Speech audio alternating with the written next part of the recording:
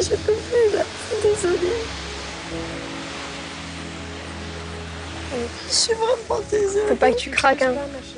C'est dur les premiers jours, hein, c'est les plus durs. Hein. Moi, je pense que pour les femmes étaient beaucoup, beaucoup mieux organisées au départ. Et les hommes étaient plutôt très individuels avec les actions individuelles. Et les femmes étaient beaucoup plus en équipe.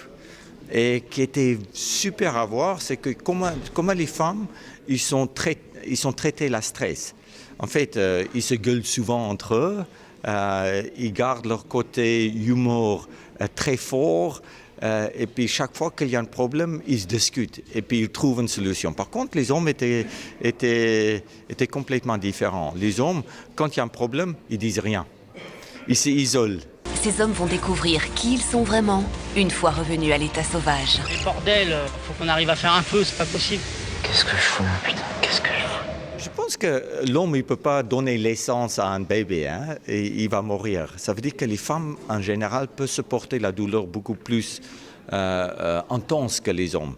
Et je peux dire que les hommes, quand on est faible, quand on est fort, parce qu'on a bien mangé, on est fort.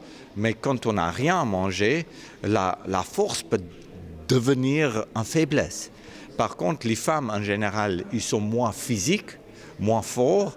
Et puis quand ils mangent moins, il y a moins de différence entre leur force physique et leur capacité de toujours continuer de chasser quand il n'y a pas trop de nourriture. J'ai envie de pisser et boire ma pisse. Surmonter le manque d'hygiène.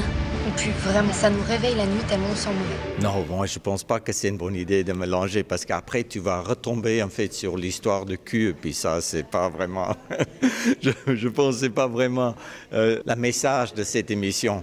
Je pense que éventuellement oui, mais là j'aimerais bien mettre les femmes et les hommes sur une île mais séparés comme deux clans si tu veux. De voir qui fait vraiment du mieux et puis après d'essayer de troquer des idées et la nourriture. Je pense que ça c'est un côté qui peut être éventuellement intéressant. Ça reste une aventure humaine exceptionnelle. Tout est exceptionnel ici, le contexte est exceptionnel. Et on fait les bisous.